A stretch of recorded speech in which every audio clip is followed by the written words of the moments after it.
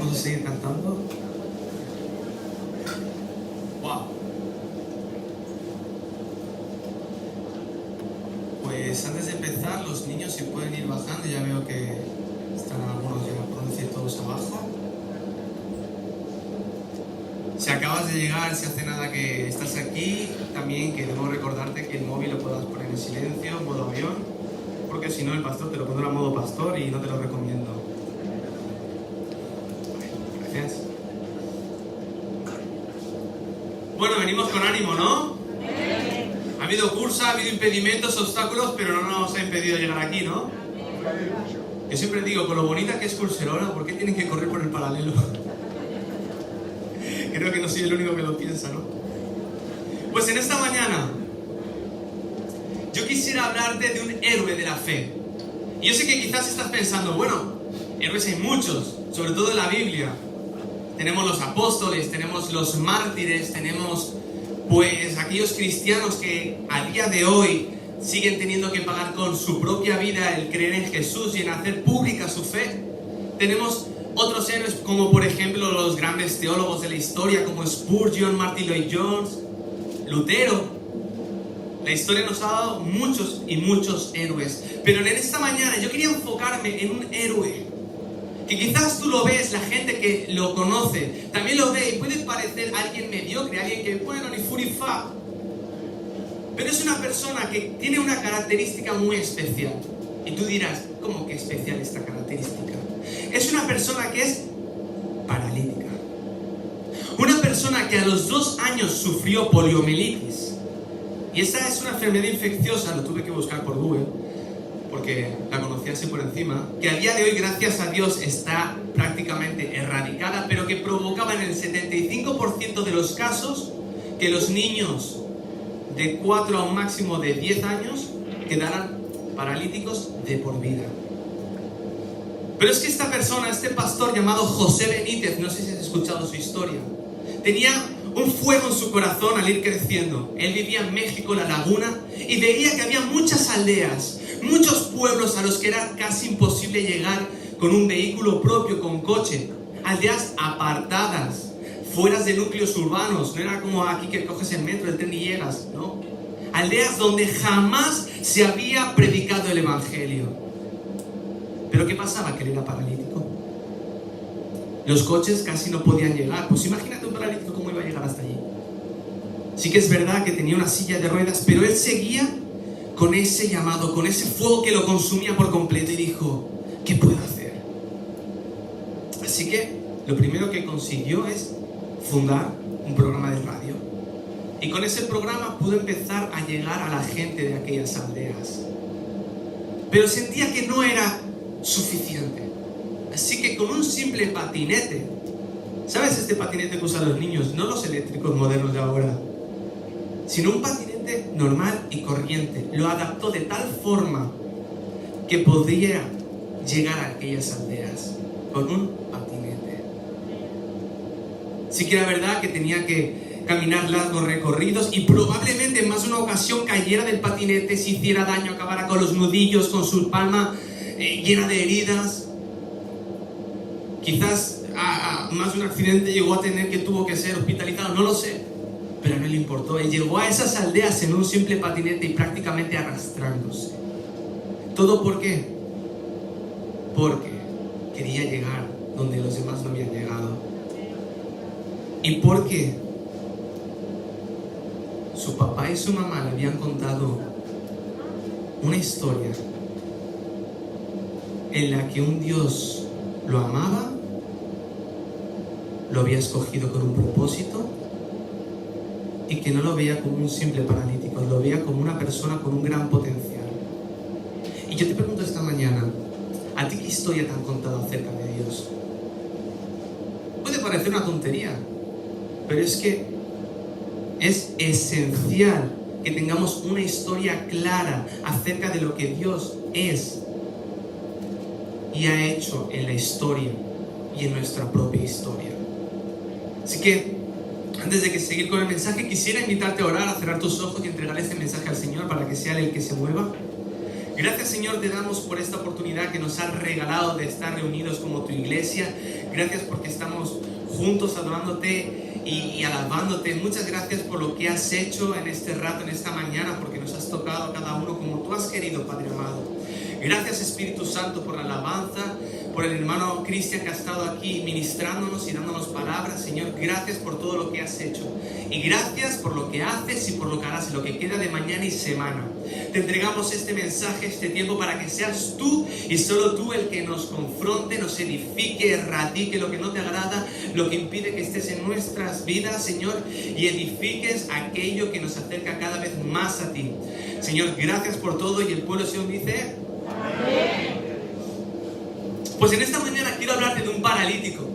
Seguramente ya desde la escuelita te han explicado la historia de Mefiboset. Amén. Y es una historia fascinante de la que podríamos aprender muchísimo. En apenas 13 versículos que tiene el capítulo de 2 de Samuel, podemos sacar muchas y muchas lecciones. Pero antes que nada quisiera que me acompañaras a 2 de Samuel, capítulo 9. Saca tu Biblia, encéndela como mejor te vaya. Vamos a leer los versículos del 1 al 13. Yo voy a leer la versión Nueva Traducción Viviente, lo digo por si no encaja con la Reina Valera. Si lo vas teniendo, ¿me puedes regalar un amén? Amén.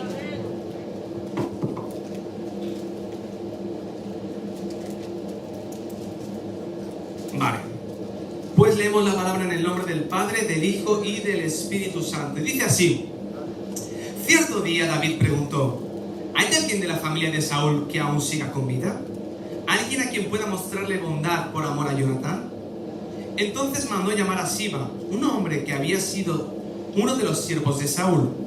¿Eres tú Siba?, le preguntó el rey. Sí, señor, lo soy, contestó Siba. Enseguida el rey le preguntó: ¿hay alguien de la familia de Saúl que todavía viva? De ser así, quisiera mostrarle la bondad de Dios. Siba le contestó: sí, uno de los hijos de Jonatán sigue con vida, está lisiado de ambos pies. ¿Dónde está?, preguntó el rey. En Lo-debar. ¿Esto suena un poco Señor de los Anillos? Le contestó Siba: en la casa de Maquir, hijo de Amiel. Entonces David mandó a buscarlo y lo sacó de la casa de Maquir. Su nombre era Mefiboset, era hijo de Jonatán y nieto de Saúl. Cuando se presentó ante David, se postró hasta el suelo con profundo respeto. David dijo: «Saludos, Mefiboset». Mefiboset respondió: «Yo soy tu siervo». «No tengas miedo», le dijo David. «Mi intención es mostrarte mi bondad por lo que le prometí a tu padre, Jonatán. Te daré todas las propiedades que pertenecían a tu abuelo Saúl, y comerás aquí conmigo, a la mesa del rey». Mefiboset se inclinó respetuosamente y exclamó: «¿Quién es tu siervo para que le muestre tal bondad a un perro muerto como yo?». Entonces el rey llamó a Siba, el siervo de Saúl, y dijo: «Le he dado al nieto de tu amo todo lo que le pertenecía. A Saúl y a su familia. Tú, tus hijos y tus siervos cultivarán la tierra para él, para que produzca alimento para la casa de tu amo. Pero Mefiboset, el nieto de tu amo, comerá aquí a mi mesa». Y Siba tenía 15 hijos y 20 siervos. Siba respondió: «Sí, mi rey, mi señor y el rey. Yo soy tu siervo y haré todo lo que me ha ordenado». A partir de ese momento Mefiboset comió a la mesa de David, como si fuera uno de los hijos del rey. Mefiboset tenía un hijo pequeño llamado Mica.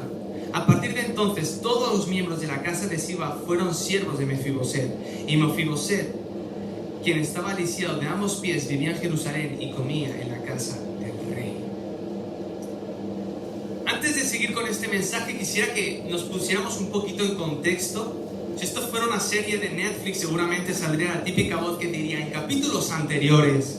Pues si tuviéramos que ver en capítulos anteriores de la historia del rey David, lo primero que veríamos sería en 1 de Samuel 20, 14, 15, cómo, no hace falta que, esto va a ser breve, es una recapitulación.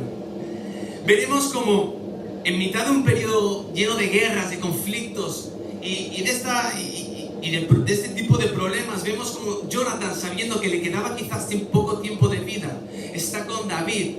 Ambos se habían criado juntos, eran los mejores amigos que podías conocer.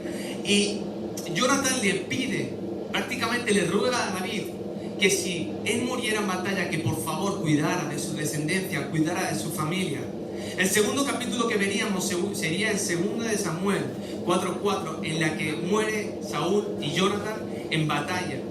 Y Mefiboset apenas tenía 5 años. Y es aquí cuando la niñera, teniendo pánico, no miedo, pánico, de que fueran a asesinarla a ella, a su casa y a Mefiboset, con solo 5 años, cogió a Mefiboset rápido, lo primero que tenía a mano, y salió corriendo, salió huyendo para poder salvar su vida, con tanta prisa que Mefiboset cae al suelo de tal forma que queda lisiado de ambos pies. Y el último capítulo que tendríamos que ver antes de entrar en el mensaje es 2 de Samuel 8, apenas el capítulo anterior, en el que vemos cómo el rey David está en su punto más alto, no para de tener victorias, allá donde va, gana, triunfa. ¿Alguno ha pensado como las ratillas? Pero vemos a un rey David que no para de tener victorias por aquí, victorias por allá, empieza a ganar botines, riquezas, empieza a agrandar su reino, pero que a pesar de eso no olvida la promesa que había hecho a su amigo Jonathan. No olvidó el propósito por el que estaba en el reino. Pero entonces vemos cómo Mefiboset va creciendo, va desarrollándose, y él crece con una imagen distorsionada sobre quién era David. Yo me imagino que le habrían contado una historia falsa, porque si no, ¿por qué razón se escondería del rey? Vemos cómo Mefiboset fue creciendo y probablemente él vería a los niños en la ventana, cómo jugaban y cómo él tenía que esconderse. Y todo por culpa de un rey llamado David. Un rey despiadado que a golpe de piedra se cargaba al gigante que se encontraba por la calle. Un rey que aniquilaba a todos los pueblos de su alrededor. Un rey que usurpó el trono. Un rey que a todo aquel que pensaba diferente a él era asesinado, era torturado, era aniquilado. Un rey que era el culpable de todos sus males. Por culpa de David, Mefiboset tenía que vivir así. Por culpa de David estaba lisiado de ambos pies. Por culpa de David tenía que vivir con un exiliado, fuera de palacio, fuera de su casa, lejos de su familia. Prácticamente porque su familia estaban todos muertos. Esa era la historia que le habían contado a Mefiboset. Esa era la idea que Mefiboset tenía acerca del rey David. Cuando el rey David era todo lo contrario. El rey David fue leal a Saúl hasta la muerte, teniendo la oportunidad más de una ocasión de asesinar a Saúl. Le perdonó la vida, le fue leal cuando estaba con todos esos demonios que le rondaban la cabeza y Saúl tirándole lanzas. Aún ya así, David iba, tocaba el arpa, cantaba, adoraba. Pero eso no se lo habían contado, él lo desconocía. David no usurpó ningún trono, fue escogido por Dios por su obediencia, porque el rey Saúl hizo las cosas a su manera. Y es que David refleja y simboliza hasta cierto punto el carácter de Jesús, porque es el único personaje de la historia el que dice que tiene un corazón conforme al de Dios. Pero si fuéramos un poquito más allá, podríamos darnos cuenta de que el mundo también tiene una imagen distorsionada de quién es Dios, quién es la iglesia, quién es Jesús. Sabes bien de lo que te estoy hablando, ¿verdad? El mundo, no me gusta llamarlo así porque es como segregarlo, pero la gente que no conoce a Jesús evita a Dios, evita el tema, tiene miedo de Dios, se esconde. ¿Sabes por qué? Porque piensan que Dios, en el caso de que exista, estoy hablando como lo ven ellos, es un Dios déspota, un Dios que, pudiendo detener el sufrimiento porque dicen que es todopoderoso, estos cristianos locos dicen que es todopoderoso, ¿por qué permite el sufrimiento? ¿Por qué permite el hambre? ¿Por qué ha permitido el coronavirus? ¿No es tan bueno como dicen? También piensan que Dios es un ser que está ahí esperando a que te equivoques para juzgarte y mandarte al infierno. Eso no es. ¿Sabes? Yo hace un par de meses tuve la oportunidad de hablar con unos compañeros de trabajo.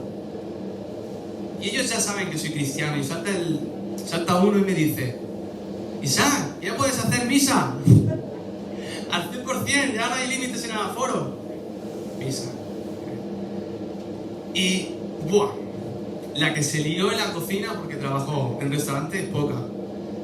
Y empezaron, ¡buah! Es que no puedo con la iglesia, es que solo roban, es que solo oprimen, a cuánta gente han matado, es que Dios cómo permite el sufrimiento, es que estos son unos abusadores, es que los otros son unos ladrones, es que de verdad es que yo no puedo con Dios. O sea, una que se montó en tan solo un momento. Y eso, porque no te cuento la primera vez que dije que soy cristiano a mi jefe. Me dice, ¿a qué vais? Si sois todos unos hipócritas que solo vais a la iglesia arrepentidos. ¿Te ha pasado? Bueno, no te desanimes, hay que seguir evangelizando, ¿vale? Pero yo sentí en ese momento, no sentí odio ni rechazo por ellos. Me vino a la mente Juan 3:17, porque todos conocemos Juan 3:16, que Dios amó de tal manera al mundo, ¿no? Pero si vamos al siguiente versículo, es igual importante. Dice, Dios no envió a su Hijo al mundo para condenar al mundo, sino para salvarlo por medio de él. Y yo pude sentir en mi corazón, primero, yo no tengo que defender a Dios, Dios se defiende solo. Yo no tengo que defender mi fe. Mi fe es suficiente poderosa como para defenderse solo también. Pero pude sentir cómo Dios no les tenía odio a esa gente, también les amaba. Pero cómo estaba triste de que la gente tuviera una falsa imagen acerca de quién es Él. Tú imagínate como padre que tu hijo, lo das todo por tu hijo y tu hijo en la adolescencia, porque esto más pasa en la adolescencia. Porque cuando tú castigas a tu hijo de pequeño y dice que eres malo, pues tú ya sabes que luego le das 2 caramelos y eres el mejor padre del mundo, ¿no? Pero cuando, después de desvivirte por tus hijos, y yo no lo sé porque todavía no he vivido esa etapa, ¿no? De cuando ya son adultos, pero que te digan que eres malvado, que no quieran hablarte, que te rechacen, que hablen mal de ti, que te ignoren. Yo creo que eso tiene que ser una de las cosas más dolorosas del mundo. Yo pude como sentir que eso es lo que siente Dios. Cada vez que la gente piensa que Él es así, un déspota, un Dios cruel, un Dios castigador, cuando todo lo que dice es lo contrario. Pero ahora bien, ¿por qué el mundo tiene este concepto erróneo de quién es Dios? ¿Te lo has preguntado alguna vez? Lo primero que pude encontrar investigando y analizando el tema es que el enemigo ha distorsionado la historia y la imagen de quién es Jesús. Segundo de Corintios 4:4 dice lo siguiente, seguramente ya lo habrás conocido, pero dice lo siguiente, dice, Satanás, quien es el Dios de este mundo, Dios en minúscula, ha cegado la mente de los que no creen. Son incapaces de ver la gloriosa luz de la buena noticia. No entienden este mensaje acerca de la gloria de Cristo, quien es la imagen exacta de Dios. Cuando tú ves a Jesús, todo lo que hizo, cómo iba a los enfermos, cómo abrazaba a los leprosos, cómo iba a las prostitutas, a por los marginados, a por los excluidos, cómo los trataba, tú ves a un Dios enfadado. A ver, Jesús se enfadó una vez en el templo, pero porque estaban ahí vendiendo y haciendo negocios donde no era. Pero, ¿tú ves a un Dios enfadado? ¿Tú ves a un Dios con un látigo ahí? Pecadora, ellos te tiran la piedra, yo te diré la que te remata, ¿no? Yo veo a un Dios desesperado por salvar a la humanidad. Un Dios que no le importó dejar el trono, encarnarse, lo que eso significaba. Tú imagínate ser Dios, encarnarse como un bebé, que te tengan que estar cambiando el pañal, que te tengan que alimentar a otra persona, ser totalmente dependiente, crecer, darlo todo por la humanidad, que te apedre, que te peguen latigazos, que te torturen, que te crucifiquen de la forma más vil y cruel que exista, que te insulten, que te escupan, siendo Dios. Yo ahí no veo un Dios que está todo el día enfadado, yo ahí no veo un Dios tirano, como el que mucha gente cree. Pero el primer culpable de distorsionar la imagen de Dios es el mismo enemigo. Pero es que desgraciadamente hay otro culpable. Porque así como la iglesia trajo mucha prosperidad económica, ética, moral, cultural, trajo un avivamiento en Europa con la reforma sobre todo,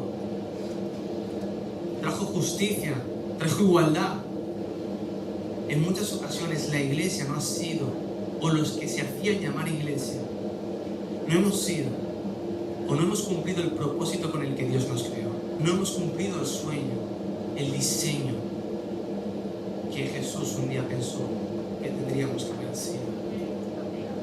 La iglesia ha usado su nombre, el nombre de Dios, en las cruzadas, para hacer guerras, para oprimir, para torturar, para perseguir. Pero ¿sabes qué? La historia no acaba aquí.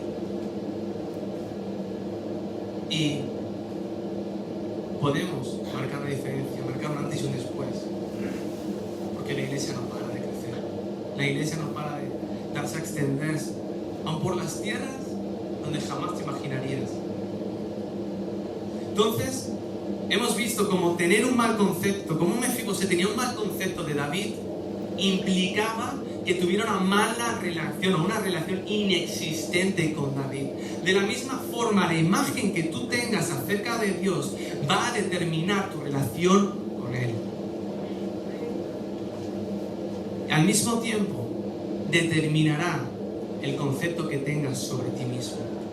Porque Mefiboset había escuchado historias asombrosas de su abuelo. Recordaría seguramente lo bien que vivía en el palacio, las comidas que seguramente le darían, todas las riquezas, los juguetes cada Navidad.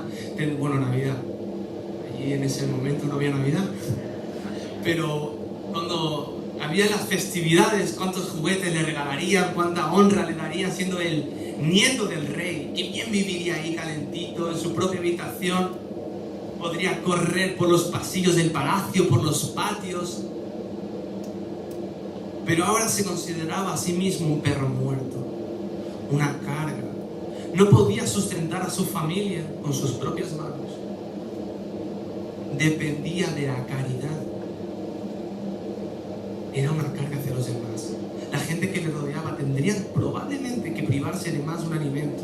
Tendrían que trabajar más de la cuenta para poder mantenerlo. Y sobre todo vivía con miedo, escondido, encerrado en casa. Nosotros hemos estado meses encerrados en casa, sabemos lo que es eso. Ahora bien, imagínate estar años teniendo que probablemente cambiarte el nombre. Nadie lo podría conocer en la intimidad, nadie podría relacionarse del todo con él para no ser descubierto.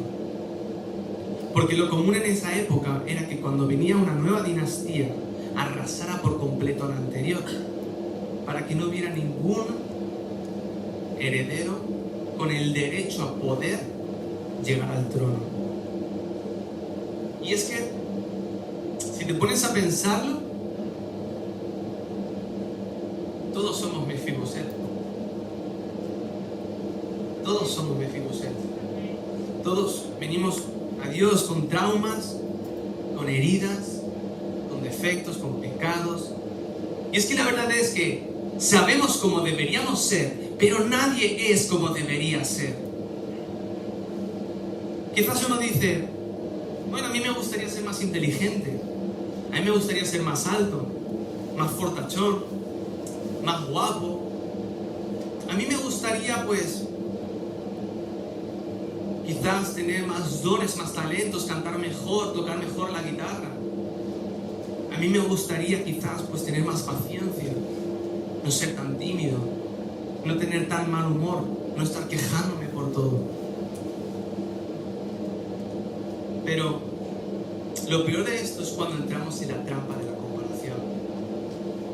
Seguramente Mefiboset estaría, esos niños pueden jugar, tienen un papá y una mamá que los cuidan, yo tengo una niñera que bueno, mejor y ya. Esos niños pueden jugar a pelota, pilla, y yo tengo que estar aquí en la cama encerrado. Solamente los puedo mirar desde mi ventana y vigilando de que no me vean porque nadie puede conocerme. Esos niños tienen amigos. Yo no puedo tener ninguna porque como me encuentren me matan. Mira qué bien comen esos niños. Cuando es su cumpleaños les dan un montón de regalos. Yo era el nieto del rey, pero ahora ¿quién soy? Y aquí la cosa no es diferente. Muchas veces podemos entrar en esa misma trampa, en ese mismo bucle. Mira el hermano, qué familia tan bonita que tiene. Su hijo predica, su hija está en la alabanza, su otro hijo es diácono. Mi familia, mi matrimonio, destrozado, siempre hay peleas, mis hijos no quieren saber nada de Dios. Mira, el hermano tiene una casa que se ha comprado yo, un pisito que ni siquiera puedo pagar, una habitación. Todos somos o hemos sido Mefiboset. Pero mira, aquí ya llega el punto bueno, ya el desenlace, mi parte favorita de este mensaje, porque os he visto un poco deprimentes con esta historia de Mefiboset. Pero ahora viene la parte buena, porque vemos la restauración de Mefiboset. Tras años de estar sufriendo y viviendo una vida mediocre, viene David. Y lo primero que vemos de David es que es David quien va a buscar a Mefiboset, y no al revés. Y esto me hace pensar en cómo Jesús, cómo Dios mismo, desde el momento en que el ser humano pecó, ya en Génesis 3:16, lo que se llama como el protoevangelio, ya está Dios dando la solución. Vale, te has equivocado, te has liado, sí, pero va a venir aquel hombre, va a venir Dios hecho hombre y va a restaurarlo todo. Viene a buscar, es Jesús mismo quien viene a buscarnos en nuestro pecado, cuando estábamos sucios, cuando estábamos enredados en 1000 problemas. Es Jesús quien toma la iniciativa, y dice en Apocalipsis 3:20, es un pasaje muy conocido, no lo tenía aquí escrito, pero pienso que puede ser adecuado. Dice así: he aquí, yo estoy a la puerta y llamo, y si alguno oye mi voz y abre la puerta, entraré a él y cenaré con él y él conmigo. Pero he aquí, ¿quién está a la puerta y llama? ¿Quién se ha dirigido a tu casa? ¿Quién se ha dirigido a tu vida? ¿Tú? No. Jesús ha sido el que ha tomado la iniciativa de ir. Así que lo primero que hizo el rey David es ir a buscar a Mefiboset. Segundo, David devolvió las tierras de su abuelo a Mefiboset. Tercero, David proveyó de todas las necesidades que podría tener tanto Mefiboset como su familia, al darle sirvientes, tierras. En un tiempo en el que no había seguridad social, ya te puedes imaginar los esfuerzos extras que tendría que hacer Mefiboset, sus necesidades, el tener constantemente una persona que lo atendiera. Cuarto, Dios lo reposicionó dándole el honor de comer todos los días en su mesa y de ser tratado como un hijo más, como el príncipe que un día fue. Y esto se llama, teológicamente, justificación. Podemos ver que en la cruz ocurren diferentes cosas. Podemos sacar lo que se llaman las 7 doctrinas de la cruz, como la justificación, santificación, regeneración, etc. Pero la justificación, si tuviéramos que definirla, sería el acto en el que Jesús nos cambia nuestro estado legal delante de Dios el Padre. ¿Se ha entendido? A mí me costó un poquito pillarlo, Es el acto en el que Jesús nos presenta ante el Padre como inocentes, pagando Él toda nuestra deuda. Jesús nos reposiciona, hace que pasemos de ser pecadores a ser salvos, a ser hijos de Dios. Ya no somos desconocidos, somos parte de su familia. Y eso es lo que hizo David con Mefiboset y Jesús con nosotros. Y quinto, David lo restauró y dignificó. Le dio un nuevo inicio, una nueva vida, un nuevo reseteo a Mefiboset. Ya no era esa víctima que durante toda su vida creía ser.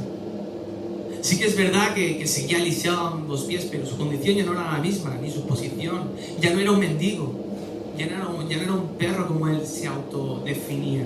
Era el nieto del rey Saúl. Ya podía salir a la calle, tener vida social, tener amigos, podía relacionarse y sobre todo sabía quién era él. Era parte de la realeza y no un simple mendigo. Aquí hay un versículo que me fascinó preparando el mensaje. Yo no lo conocía, pero a mí me fascinó. Y se encuentra en Isaías 57, versículos 18 y 19.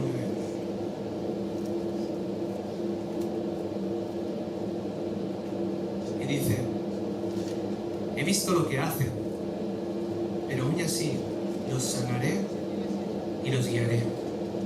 Consolaré a los que se lamentan, llevando palabras de alabanza a sus labios. Que tengan paz abundante, tanto cerca como lejos, dice el Señor, que os sana. Dice que ha visto lo que hacen. Se ha visto todas nuestras faltas, todos nuestros pecados, defectos, tanto en lo público como en lo privado. Pero aún así, es Dios mismo el que toma la determinación de sanar y guiarnos, de consolar nuestros lamentos. Lamentos de problemas que seguramente nosotros mismos nos habremos metido, transformando la tristeza y llanto en una alabanza constante, en una paz tanto cerca como lejos. Y ahora yo te pregunto, ¿qué historia te han contado de Dios? ¿Qué historia te han contado de Dios? Porque imagínate que al pastor José Benítez sus padres le hubieran inculcado simplemente, pues, eres minusválido, eres una carga, no intentes nada porque te vas a frustrar y vas a pasarlo mal, simplemente déjate cuidar. Imagínate que sus padres le hubieran criado de esta forma, como una víctima, como un minusválido, como alguien que dependía de otra persona. Sin embargo, su papá y su mamá primero le hablaron de Dios. Le dijeron que Él no mira condición, que Él simplemente busca a aquellos que deciden servirle. Y que es más, y que nuestro Dios tiene cierta predilección por aquellas personas que el mundo rechaza y margina, por aquellos que tú jamás escogerías para que te sirvieran, para que sirvieran a Dios. Los rechazados, los marginados, los excluidos, los más feos, los más ignorantes, son aquellos por los que Dios pone su vista, sus ojos. Y eso es lo que sabía bien José Benítez. Quizás no sea el mejor orador, quizás no sea más guapo, quizás no pueda caminar, pero este fuego que Dios ha puesto en mi pecho viene de Él. Y voy a obedecer. Ya Él se encargará de lo que falte. Él sabía perfectamente quién era Dios y sabía perfectamente quién era Él en Cristo. Por esa misma razón, lo que Él consideraba un obstáculo, una trampa, una limitación, un impedimento, el hecho de ir en silla de ruedas, Dios lo transformó en un testimonio. Transformó esa limitación en una plataforma para demostrar a la gente que lo que puede ser una limitación en las manos de Dios es un testimonio y una herramienta para ir a predicar por todo aquel territorio. ¿Y cuál es nuestra tarea? Ahora quisiera acabar dirigiéndome a dos tipos de personas: aquellos que todavía se creen o viven como Mefiboset. Dios no te busca para castigarte. Dios no te odia. Dios no busca que la gente simplemente cumpla normas. Ese no es Dios. Todo lo contrario. Y Dios nos sanará. Dios quiere sanar tus traumas, tus heridas. Amén. Dios quiere sanar todo aquello que te impide llegar a Él, todo aquello que te duele, todo aquello con lo que batallas en la intimidad, todo aquello que le puedes decir a Dios, o con lo que llevas años diciéndole a Dios: Señor, quita esto de mi vida, arráncalo. Dios quiere sacar todo eso de tu vida, Dios quiere limpiarlo. Y segundo, debemos ser proclamadores de la verdadera historia de Dios. Yo pude hablar con uno de estos chicos, uno de mis compañeros, y le estuvo hablando. Él se había criado en un colegio religioso. Y aquí en España, no sé si lo sabes, pero venimos de un contexto un poco complicado. Primero la Inquisición. Bueno, aquí prácticamente no tuvimos reforma. Que todo aquel que no pensaba como la iglesia oficial, se lo cargaban. Por eso que Casimiro de Reina y todos tuvieron que irse rápido a Ginebra. Después de la Inquisición, por si no fuera poco, y de los reyes que estuvieron por ahí, Venimos de una dictadura en la que los protestantes tenemos que reunirnos en la clandestinidad, donde la iglesia oficial había resumido el evangelio y el cristianismo en simplemente obedecer reglas. No cumplías, golpe con la regla, eres malo, te vas al infierno. Una religión en la que imponían una imagen falsa de Dios. Y este chaval era víctima, era producto de aquello. Y me decía, no, es que yo me he criado en un contexto religioso, fui allí a un colegio de monjas y no veas la mala leche que tenían los curas, cada vez que nos equivocábamos, los gritos que nos pegaban, y en clase de religión siempre nos hablaban de que Dios pues castigaba a Israel, que hacía guerras por aquí, guerras por allá. Y yo pude hablarle de la gracia, yo pude hablarle de Jesús, y se sorprendió. Y yo le dije, es que el evangelio no es seguir normas, el evangelio es relacionarse con Jesús, es vivencial, es algo de la experiencia. Quedó sorprendido, y yo creo que esa es nuestra tarea como cristianos. Cuando en la Gran Comisión nos dicen, ven y predica por todo el evangelio, bautizándolos, no nos está diciendo que te prepares un sermón escrito, que le des un sermón ahí, una charla que dure 3 horas, una conferencia de apologética de los evangelios. No, simplemente ve y muestra quién es Dios, ve y demuestra quién es Jesús, preséntalo, que la gente se quite ese velo que el enemigo ha puesto, porque la gente va a flipar. Cuando yo les hablaba a la gente de Jesús, a los compañeros, prácticamente les estaba hablando de alguien al que no conocían. Y que ya quisiera acabar, ya de verdad, ya acabo con otro versículo, que es un desafío para la iglesia de hoy. Se encuentra en Isaías 58:12. Me gustó mucho la traducción lenguaje actual, porque es como más directa en este caso. Y dice así: reconstruirá las ruinas antiguas, reforzará los cimientos antiguos, y los llamarán reparadores de muros caídos, reconstructores de casas en ruinas. ¿Quieres ser un reparador, un reconstructor? La gente de tu alrededor está rota, la gente de tu alrededor está herida, vive sin esperanza. Busca, como sea, algo que calme su dolor, algo que los distraiga, que no les haga pensar en sus traumas, en todo lo que les rodea, algo que los aleje de su realidad. Pero ¿qué tal si esa realidad la pudiéramos transformar? ¿Qué tal si esa realidad pudiera ser sanada? Por eso debemos ser reconstructores de casas en ruinas, de muros caídos. ¿Amén? Quisiera que me acompañaras en oración ya para acabar.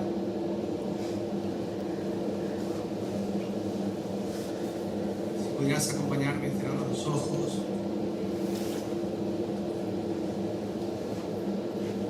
Pastor José Benítez al final empezó a organizar grandes cruzadas para niños en aquellas aldeas donde jamás había sido predicado el evangelio. Y yo no sé qué es lo que Dios tiene para ti, para tu vida, pero aquello que hoy consideras una limitación, un obstáculo, un impedimento, créeme que Dios quiere utilizarlo como una lanzadera, como una plataforma para que tú seas una bendición y llegues a aquellos a los que Dios ha hecho que llegues. Porque Dios te ha creado de tal forma para que llegues a cierto grupo de personas. Gracias, Señor, por tu palabra, por tus bendiciones, por todo lo que has hecho por nosotros. Gracias porque eres grande, gracias por este mensaje. Te pido, Padre, que por favor sanes todas nuestras heridas, todas aquellas cicatrices que han quedado en el alma, en el corazón, en nuestra mente, todo aquello desagradable que un día tuvimos que vivir. Padre, erradica, por favor,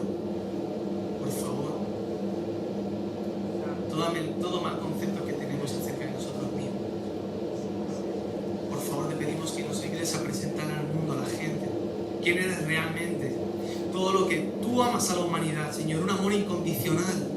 Ayúdanos a proclamar ese amor. para que la gente te vea como quien realmente eres y no como el mundo ha dicho que eres. Ayúdanos, Padre, a entender que tú nos amas tal y como somos y no como deberíamos ser. Gracias porque nos amas tanto que en el proceso tú nos vas transformando en quién deberíamos ser. Confiamos en ti, en que eres un Dios transformador, un Dios que sana, salva, cuida y guarda a su pueblo. Gracias, Padre, por todo lo que has hecho con nosotros. En el nombre de Jesús, amén y amén.